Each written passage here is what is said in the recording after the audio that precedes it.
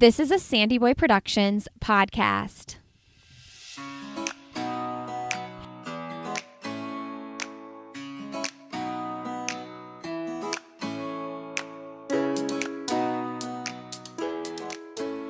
Hey everybody, welcome to Why is Everyone Yelling? With Lindsay Hine. I am your host, Lindsay, and I am so thankful that you are here today joining us for episode 3 of the podcast. This is a weekly podcast that will drop every Tuesday, and I envision that this will be a support system for all the parents out there. My hope is that you will leave this podcast each week armed with something that will help you in your own parenting in some way, big or small. Today, you are listening to episode 3, and I'm talking with Bianca Dottin. Bianca is the mother of 3. She's a lifestyle expert, a fashionista, a crafter, a traveler, a lover of cooking, baking, creating, and she is the founder of an organization called Mamas of the NICU. Bianca is a multiple-time NICU mom, and she saw a need for connecting other parents who have been in the same position as her. And so she did something about that. She created this organization. In this episode, we talk about being a NICU mom, postpartum depression, life after loss. Bianca's second child, her son Tristan, passed away at 6 months of age after a 6-month period of being in the NICU. And so we talk about life after loss and walking through that while caring for another child. She had her daughter when they walked through that just 3 years ago. She has another son now too, Trevor, who is 1. And Bianca has also recently shared that she is in need of a kidney donor herself. So this is a woman who has a lot going on. She has walked through so much hardship and she's doing it with so much grace. And I am pretty much in awe of the way she lives her life. There's a little bit of something for everyone in this episode. So enjoy. And if you do enjoy it, please leave us a rating and review and share it with your friends on social media. You can tag us on Instagram. We are Why is Everyone Yelling over there. We also have a Facebook group going on. Make sure you join our Facebook group. It's also called Why is Everyone Yelling? Okay, enjoy this conversation with Bianca Dottin. All right, well, welcome to Why is Everyone Yelling, everyone. I don't know if everyone's yelling at your house today, but today I'm so excited to be talking with Bianca Dottin for the show. Welcome to the podcast, Bianca. Thank you for having me. Your house does not sound like everyone's yelling. It sounds quiet right now. I sent them downstairs for a snack, but I'm sure at some point they're going to come up here and start yelling. Well, I have just been seriously immersed in your blog for the past few days, and I am super inspired by everything that you have overcome in your life and just walking through what you walk through every single day. So I'm really excited to share your story with the listeners. Thank you. I think it'll be a really great talk between the two of us. So first, I just want to start by saying your blog design is amazing. Thank you. It's actually by 17th Avenue. And I actually found it on Etsy, but it's customizable. So I customized all the colors and things like that to match my brand. But she has some really great designs. It's so user-friendly, and I feel like as someone who has a website, I don't really run a regular blog or anything, but it's always hard to figure out, like, how do I want this to flow so that people can find what they're looking for, and you have it so well categorized. Like, if I want to look at stuff about mom stuff, if I want to look at lifestyle stuff, like, everything has its place, and it's so easy to search. Yeah, and I did that purposely because, like, that's how my brain functions, and if like things don't function like that for me, then it's very hard for me to find things, to be efficient, to be able to just function, period. So I wanted the site to be kind of that same flow so people could find things easily, because it drives me crazy when I go to someone else's site and I can't find something. I know, but my brain, I'm not a very organized person. I was like, this probably was a lot of work.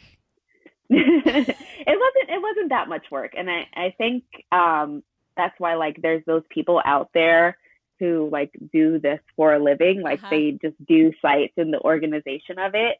And that's like their thing, and I think that they're definitely helpful. Yeah, for sure.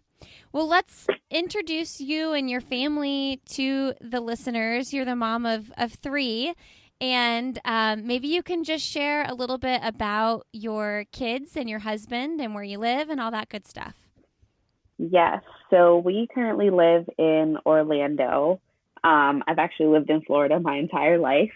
And I was born here, so I'll probably at some point, this is where I'll die. But I've lived here. I have three kids, Tatiana, Tristan, and Trevor. Trevor is the youngest. He recently turned 1. So he is just running all over the place and tearing everything down. And it's a lot different having a little boy in the house than it is with a little girl. But they get along so well, and she's very helpful. And I think that their age gap, because she's 9, so there's a wide age gap between them, it's very helpful for us, because she's able to, do things and be more nurturing and helpful. She can read to him. So that was very beneficial for us. It wasn't planned that way, but it ended up in our favor. So I'll take that. So we live in Orlando. My husband and I are actually high school sweethearts. We met in physics class, and we've been together for 11 years. And then we've had 3 children in those 11 years. We bought our first home, and we've just made like Orlando our home together. And we really love it here. So tell us a little bit about Tristan. So Tristan is our middle child, and he was born at 34 weeks. Actually, when I got pregnant with him, it was we had been trying for a while, and I wasn't able to get pregnant. And then I just happened to be pregnant one day. It was actually on April Fool's Day that I found out that I was pregnant with him. So my husband didn't believe me when I told him. But then, we went through the pregnancy. He was born at 34 weeks, unexpectedly on like a Saturday morning, and it was football season, so it was game day. So he was born unexpectedly, rushed to the hospital. I ended up having him in triage because they weren't able to get me up to a room quickly enough. Wow. So it was a very interesting experience, a good story to tell. And I literally just had him like that.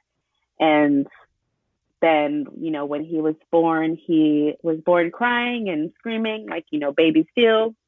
And then all of a sudden he had just stopped breathing. So that was like a big scare for us. And the team from the NICU had to come into the emergency room and kind of assess him and see what they could do to get him breathing again. So he ended up going to the NICU, and he stayed there for 6 months. And then maybe I think it was about a month in of being in the NICU, he got a tracheostomy. So we had to learn how to do, we didn't know what a tracheostomy was before going into the NICU. So it was a complete shock for us and for Tatiana, because she was 5 at the time. And this was a lot of information for her to take in. So we were just kind of figuring out life as NICU parents, and like juggling life between the hospital and being at home, because she was in school at the time in 2nd grade. And so we were just figuring it out. Months went by. Tristan was doing well. He did have his ups and downs with like breathing, but he did pretty well. But then one day we were scheduled to bring him home. He was home for about 13 days. And then we had to take him back to the hospital because he was having issues breathing. So then after we brought him back to the hospital, that's where he spent his last 2 weeks before passing away. So that was another like kind of obstacle that we had to kind of overcome. And grieving together as a family is a really difficult experience. Yeah, so when you brought him home for those few days, did you know the end was near, or were you thinking long term, we're going to figure out this trach and we're going to be home? So we did not know that the end was near. When he was born, he did have, different anomalies and things like that, but none of them were signs of like that he would eventually pass away. Um, and he was doing very well at home. We had nursing as like a protocol. When you bring home a baby with a tracheostomy, you're required to have nursing 24/7. So we did have a nurse, a morning and a night nurse, so in our home to help take care of him. So he was doing really well, and I just think that at some point his body just just wasn't able to sustain him anymore. Um, and so we did find out after he passed away that he didn't have any trachea cartilage rings, which are the rings in your trachea that keeps it open. And that's not something that they were able to discover when he was alive. So that kind of like shed a light for us about everything. So eventually, yes, that could have changed the outcome had we known about it while he was alive. But it would have been something that would have been very hard to find out in the first place. Wow. How did you walk through that with your daughter? I just imagine that grieving a child while also parenting another child must be so difficult. It is really hard. And in the beginning, I don't think we really understood because, there's the stages of grief. And the first stage is denial. So, of course, we were kind of trying to figure it out ourselves. Like, is this a real thing? Is it really happening? Mm-hmm. So we were kind of trying to put the pieces together ourselves. And at the same time, she was trying to do the same thing because to her, it wasn't real yet, just like it wasn't real to us. So we had to kind of reach out to other sources and figure out what the best way to handle this was, because I knew that if it was tearing us apart, then it was doing 10 times worse to her because she couldn't, in her mind, kind of put those pieces together and make sense of it. So we ended up going to, we ended up seeing a grieving counselor. So at what the hospital does, or I think most hospitals do this, they give you a resource list of places in your area. And so there was a grief counselor associated with the hospital or one of the local hospitals. And so we ended up going there first because they gave you like free services until you were able to find a better fit for you, like a long-term fit. So we ended up going there, and they did what's called play therapy. So it's just therapy where you're acting out your emotions with toys and through drawing. So that really worked really well for her in the beginning. And then as she got older, she learned how to express her emotions a little bit better. So that's where we really started with it all because we were trying to figure it out too. Wow, play therapy. I'm sure that is a concept that works for all sorts of different like post-traumatic stress things that happen in kids' lives. Yeah, and I think it's really beneficial for any parent, like if your kid is going through something. Yeah. I know as I asked the question about going through the grieving while also parenting her, I guess my mind went to two places. My mind went to coming home to an empty house would be so hard. And I'm sure there's parents that are listening that have done that too. And then also coming home to a house with a child that you have to care for and love was probably also a godsend at the same time. Yeah. So I tell people all the time that I don't think if it wasn't for Tatiana, that I would have been able to get through it, because she was like, I was getting through it for her. And she was really like my reason for going through the motions and getting better, because I had like her to take care of. I had, responsibilities as a mom to her. So she really, I don't think she realizes this, but she helps me get through it more than I helped her get through it. And I think that's a benefit too. As long as you realize that you have someone else to live for, to go through those, to do the healing for. How old is Tatiana now? She's 9. She will be 10 in February. Okay. And now you have Trevor, and he's 1. Yes.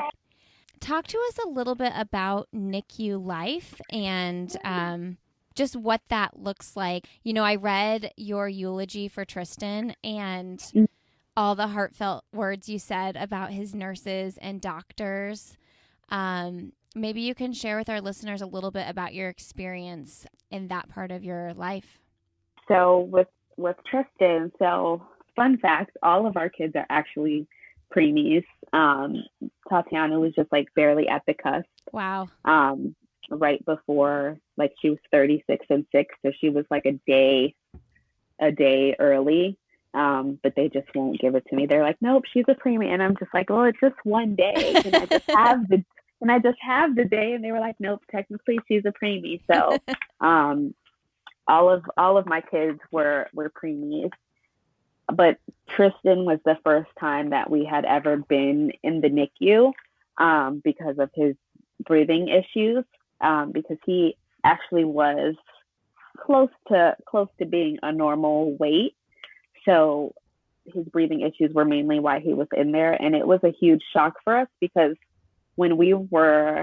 before we were in there, we didn't know anyone that had been in the NICU, or we didn't know that we knew people that were in the NICU. And we found out after Tristan had been admitted that we did in fact have like friends and family members who had babies in the NICU.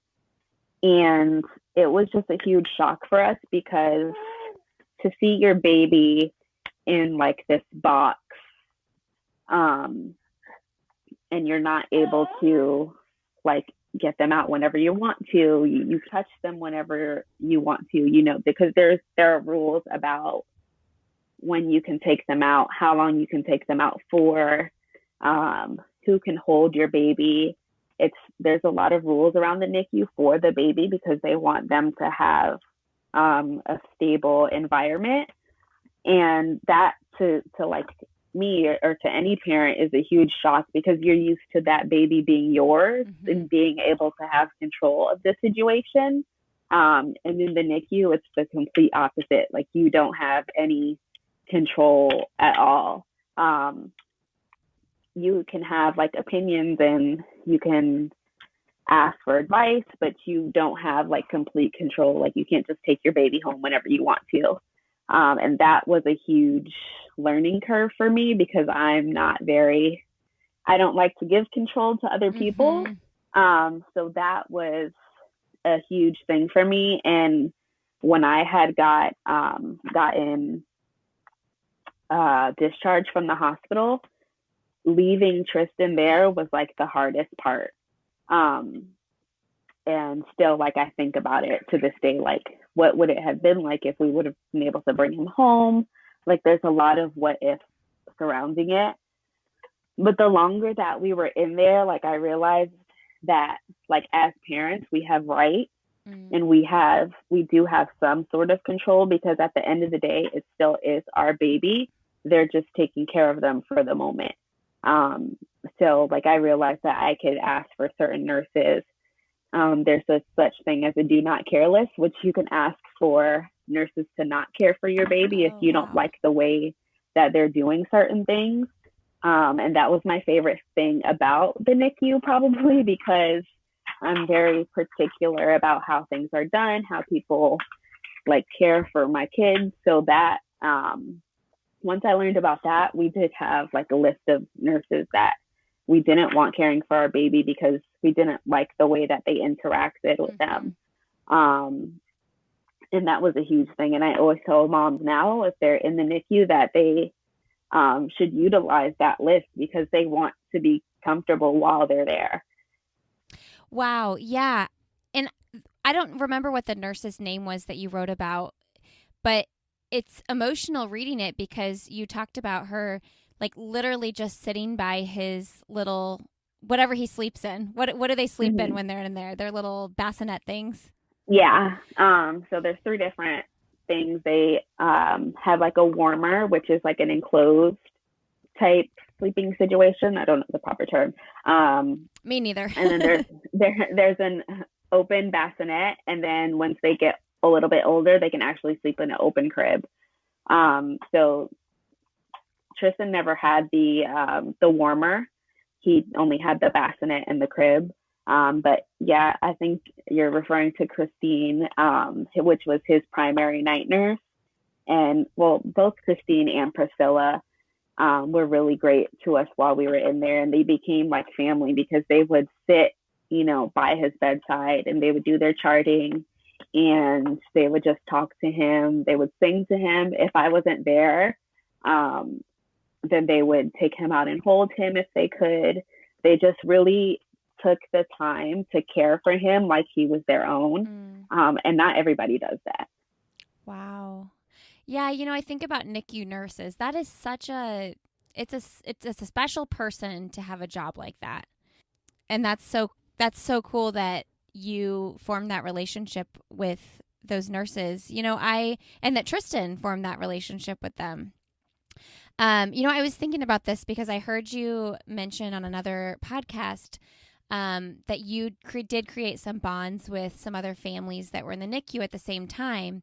And what I wonder is, how does that look going forward when some of you lose your babies and some of you still have your babies? Yeah, I think that was like the hardest part for me because we were in there for 6 months and they don't move babies around unless they're like moving to another pod, which means they're doing better and they're getting ready to go home. So we were in the same room for the entire 6 months until we went back. Then we were in a different room. We were actually in our own room because we were in isolation. But we stayed in the same room for pretty much 6 months, and we had maybe 5 to 6 babies, if not more, like roommates. Because in our particular room, there's 4 babies, 2 on each side. So our roommate, the one next to us, we had maybe about 5 to 6 within that 6 months. And it's like really hard to see like your baby doing great and the baby next to you not doing so well. Because there were times, I think there were maybe like 2 or 3 babies who were our roommates that ended up passing away. And that's really hard to watch because you start wondering what's going to happen to my baby. And it kind of like messes with you mentally. And there were a few other roommates, 2 of them actually, that we're still friends with to this day. 3 of them actually. And they're babies. They're all boys. They're doing really well.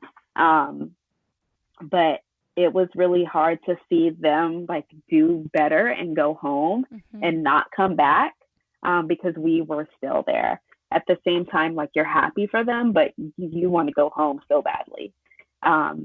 But after Tristan passed away, they were also supportive.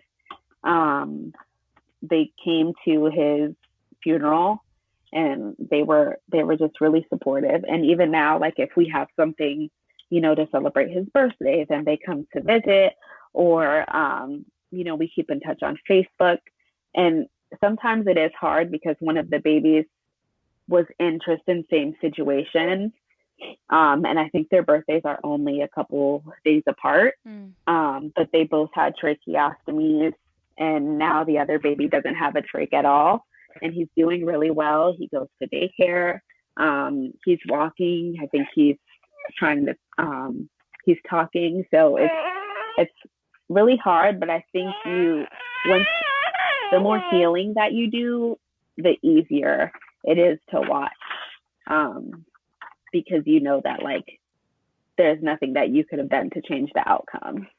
I remember this feels so insignificant to say, knowing what you've walked through, but I even remember when I had a miscarriage and my sister-in-law was having her baby shower, and it was like so hard for me because I would have been pregnant at that same time, and it's hard because you want to be happy for these other people, but at the same time, even 3 years later, you're still grieving the loss of what could have been. Yeah. And when we were trying to get pregnant with Trevor, we were trying for months and months and months. And I had just been diagnosed with kidney disease. And so we had decided to stop altogether. And then like those months that followed, it seemed like everyone we knew was getting pregnant. Yeah. And it was so hard to just watch everyone get pregnant, and everyone was having boys. So it was kind of like everyone's getting pregnant and they're having a boy. So it was reminding me of Tristan so much and wanting to have another baby at the same time. So it was really hard to watch. But then we ended up getting pregnant with Trevor. So it worked out in the end, but it was hard to watch for those couple of months. Okay, so I would love to talk about Mamas of the NICU, an organization that you founded. Just share with us a little bit about what it is. So I started Mamas of the NICU. It really just started as like a passion project. And my husband will tell you, whenever I get the idea for something, like I always just take it to the extreme. I can't just like have just like one thing. It started as a passion project because when I was in the NICU, I found that I was like always journaling or keeping notes or taking pictures, and I would print them out, but I would have nowhere to put them in like one spot so that I could have everything all together.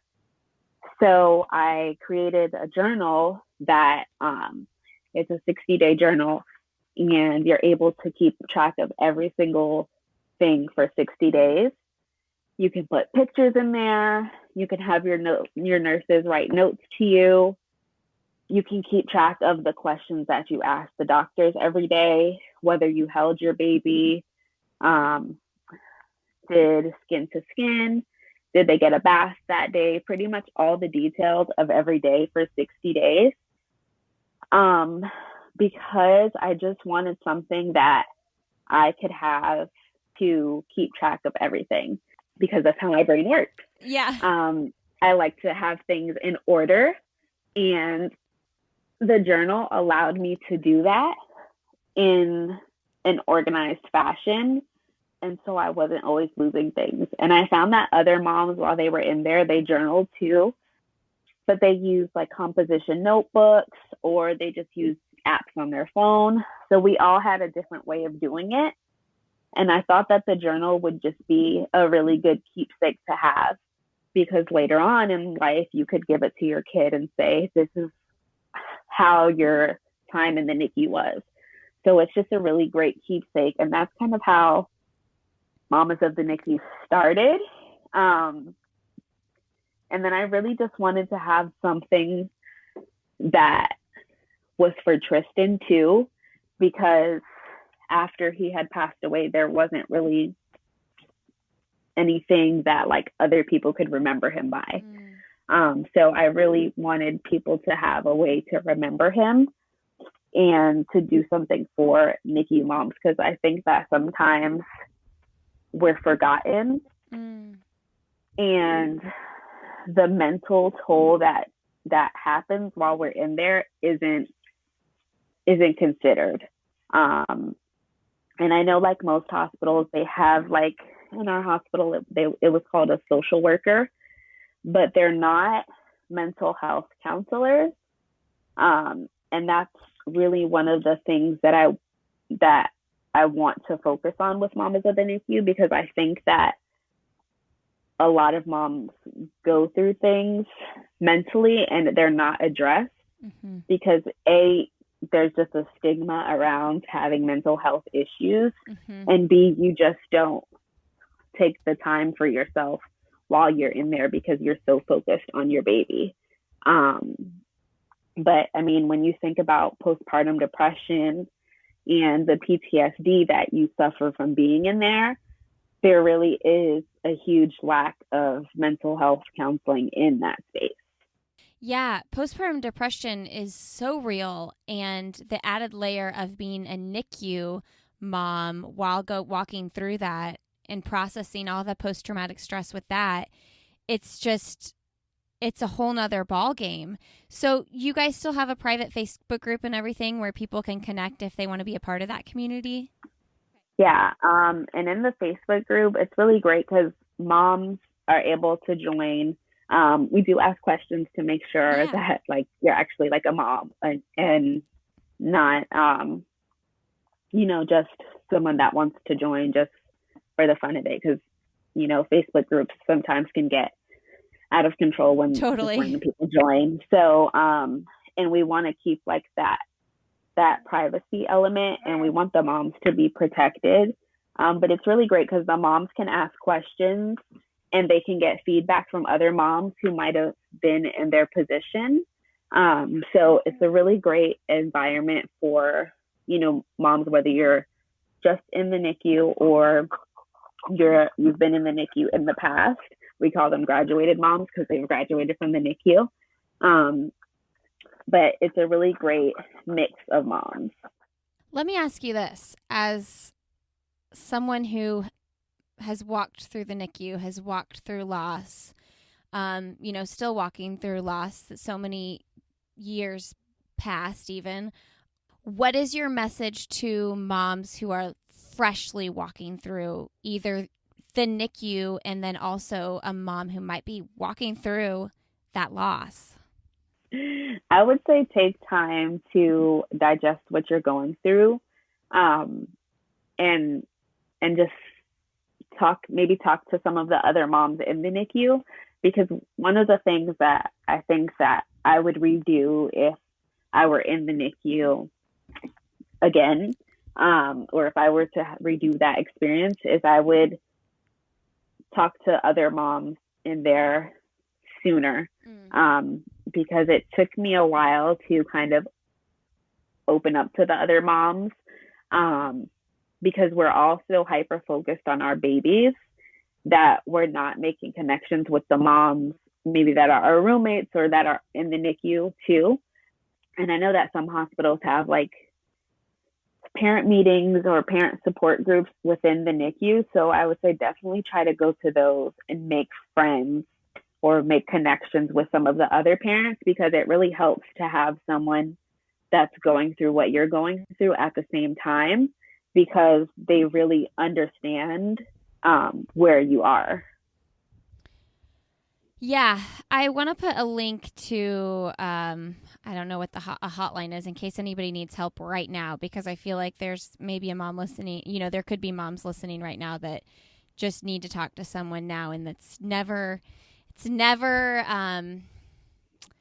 wrong move to call somebody if you need help. And then, someone's in the pits right now. What's our message to them? Like you can do this. I haven't walked through this though. You have, Bianca. So like, I'm sure that there were moments where you just felt like, how? Yeah. There were a lot of moments, and even some days I look back and I'm like, how did I get through that? And someone told me while I was in the NICU that you literally just have to focus on 1 minute at a time. And that's it. That's all that you can do, because if you start to think about what's going to happen or, what could have happened, then you will like literally drive yourself crazy. So you just focus on 1 minute at a time, one breath at a time, and that's it. Okay. Changing directions a tiniest bit. You mentioned that you were diagnosed with a kidney disease, and recently you posted a blog about needing a kidney donor.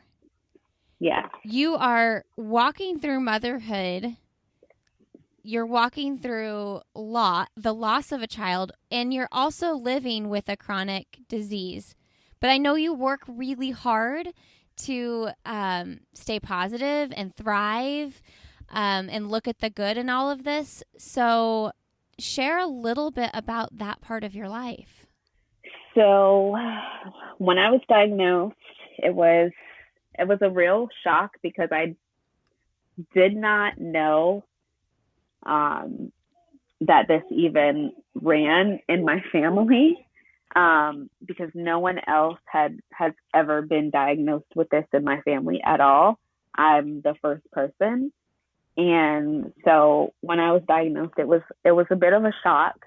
And like I just had no idea what it meant. So I did a lot of research. I saw I know in the beginning I saw like 2 doctors to confirm it, to just make sure that this was like the right diagnosis. And it took me actually seeing 4 doctors to find one that like I really loved, and that just didn't want to put me on a bunch of medications. And then like we just took the time, my husband and I, to just digest it and figure out like what it meant. And when I was first diagnosed, I didn't think at all that I would need a kidney so quickly. Yeah. But then I got pregnant with Trevor, and my pregnancy was high risk, and it was very, very rough on my body. So here we are today, me needing a kidney. But in the beginning, and even still now, sometimes like there are really rough days where I just have to like tell myself that I need to like have a seat and like just rest. But in the beginning, it was a really tough thing trying to find the balance of the right medications and vitamins to kind of keep me going so that I could keep up with, children, because they're young, they have energy all the time. They eat every 5 minutes. So it's just, I really needed to find the right things that could keep me going. And then so finally we found like the right combination of medications and vitamins that could keep me going. And so that has really helped me a lot. And then I think just being really active, or just, the working part of it helps me out a lot more, because when I'm like sitting down and I'm stagnant, that I feel like puts more pressure on my body than being up and working, because the blood isn't flowing. It's just, I'm just sitting still. And it's not helping my body to, move around and remember that we're supposed to keep going. Mm-hmm. So it's been a roller coaster. And some days are really hard, but like I've learned that like you have to ask for help and like have those people that you can count on. So like Tatiana is homeschooled, and so we have friends that if she's struggling with something in homeschool and I just can't get to it, or maybe something that I don't remember, then we call it phone a friend. And they like will walk her through whatever she is working on at the moment. So just things like that. And then learning how to take breaks mentally has really helped me too. That's so awesome that you all have friends like that. I do think that moms have a really hard time asking for help. When we had our 4th and I had 4 kids, 6 and under, I remember just surrendering to that, because I was like, I need help. Like, I need to ask my neighbors to walk my oldest across the street. And you know what? Like, that's really not a burden on them to walk my child across the street. But it still felt like, oh my gosh, like, I can't believe, I feel like I'm using them, like, I feel like I'm like taking advantage of this friendship. But really, like, I just needed help in the simplest of ways. And sometimes it's really hard as a mom to be stubborn about that and just be like, I can do it. I could do it all. Why not? Like, ask for help if you need help. There are people that are probably willing to help. Yeah. There's always somebody willing to help, and you don't know until you ask. So like when I shared that the post about me needing a kidney donor, and just like kind of shared the story, and I asked people to share it on Instagram, I was really surprised by how many people were just willing to share. And that was me asking for help. And like I had been holding off on doing that for so long because I didn't think that people would be willing to help and to share. So I was shocked that when I finally decided to do it, how much of a response it got. Yeah, I'm curious, as you mentioned, like, I'm curious with the kidney disease, I'm sure you feel a lot of fatigue, and I'm sure it's scary at times. I find that when I'm scared about my own health issues that arise, that I oftentimes get like extra irritated with my kids, and then I feel guilty because I'm like obsessing over my own body when my biggest job is to be a mom. So how do you balance those feelings? I don't even think balance is the right word, but like how do you like navigate that? I do get irritated often.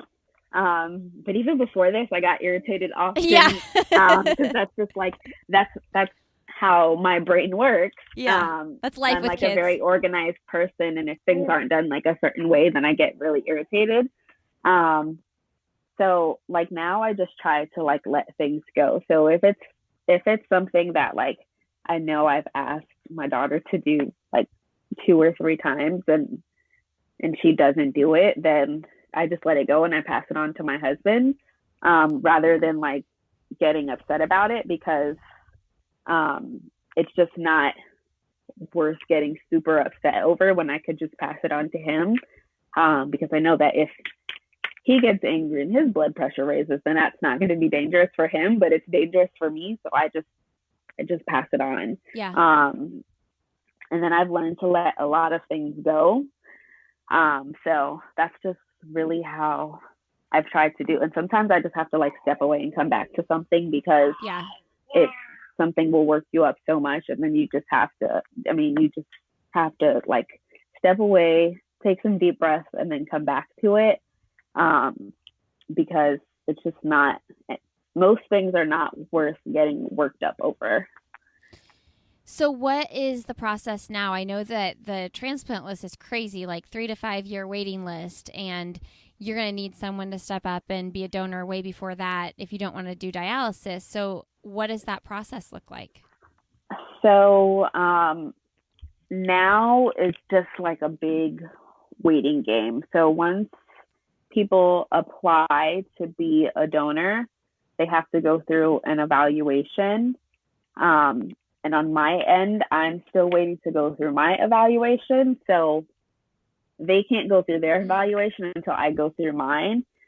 And so it's just like a big waiting game because insurance is involved. So that takes, weeks sometimes for things to get done. And we're in the middle of a pandemic. So that just will probably slow things down a little bit more. But I think that once like the insurance part is good and my evaluation is done, like things will move a little bit quicker. But it's really just a waiting game now of going through all the testing and figuring out if people are a match or not. So that's just what we're doing. We're waiting now. I imagine the taking things minute by minute advice from being in the NICU is helpful now.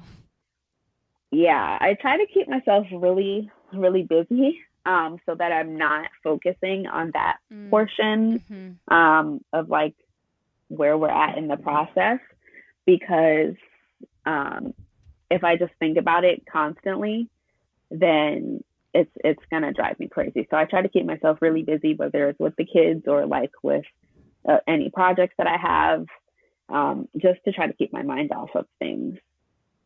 Well, last little topic before we move to end the podcast. How do you prioritize your marriage when all of this is so challenging with health and kids and NICU and just all the things? So that for us takes a lot of work because the kids are so young and they need so much time. So hard. But like we've moved bedtime up. It used to be 8:30, so now it's 8 o'clock. So then once they're in the bed at 8, like that's our time. And then, on the weekends and stuff, they have, time together so that they're like playing or they'll watch a movie together, or we'll have like a family movie night. So then we're all together. And then once in a while we have, family members come over and babysit so that we can do things. And then we really just talk through a lot of things that we're going through, because it is a lot to process for both of us. Well, I appreciate you sharing all of this. I'm sure it's not easy to talk about even 3 years later, and it's just a continuous process for you throughout the rest of your life, processing Tristan's life. And I hope this podcast episode can honor him in some way. Thank you. I think it really will. Okay. How do we find Mamas of the NICU on Facebook if there are NICU moms listening? So if you go on Facebook, you can search for Mamas of the NICU and the group should pull up, but if it doesn't, you can go on to just the regular Facebook page and it's linked to the Facebook page. Okay. And what is your website? Is it just biancadottin.com? Yes. Okay. And just so everybody knows, we talked a lot about the NICU and life after loss of a child, but she is all over like DIY stuff, traveling, style. She has the cutest clothes. Where do you do your shopping? I do a lot of Target, but I also love H&M, a little bit of Zara here and there. Oh, Zara. I always forget about Zara. Yeah, I always love their end of season sales. TJ Maxx and Marshalls and Home Goods are huge. And where else? I think that's about it for the kids. We do a lot of like Carter's and Oshkosh. And then we love the Cat and Jack line from Target. Oh, I love Cat and Jack. It's so cute. Yeah, it is. And then you guys are always doing home projects as well. I love that picture behind you. The picture behind me? Yes, I love it. That's actually from Etsy. Okay.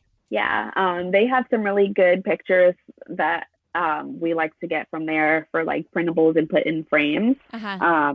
And then Pinterest too has some really great like framed pictures that we've found on there.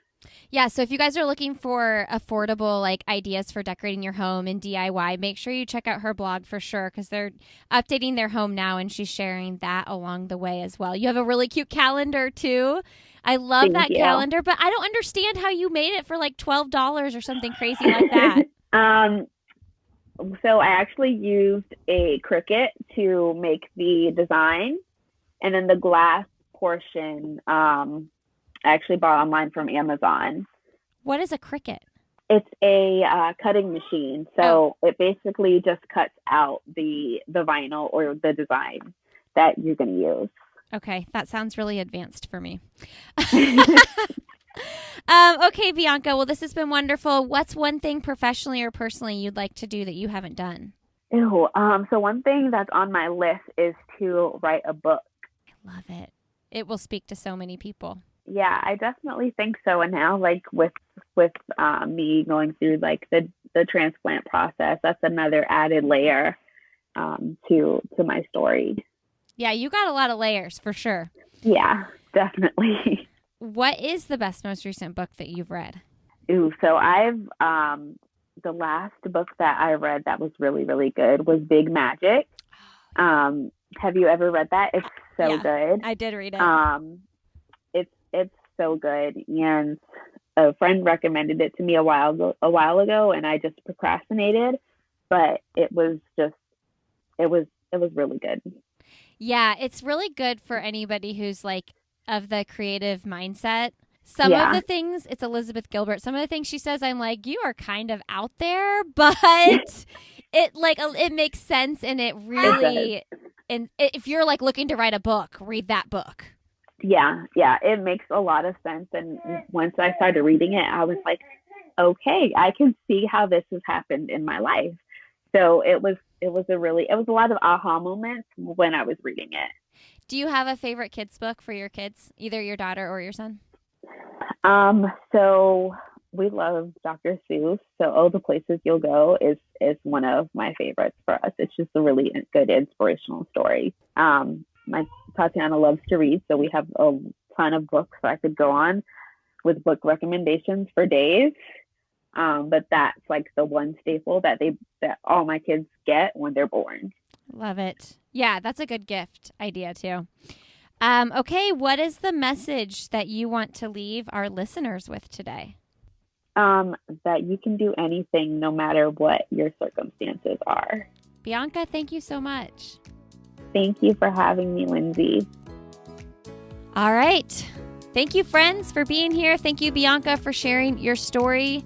Everything we talked about will be in the show notes at sandyboyproductions.com. Check us out on Instagram, Why Is Everyone Yelling, as well as Facebook, where we have a group over there. Thank you so much for being here today, and we will see you next Tuesday.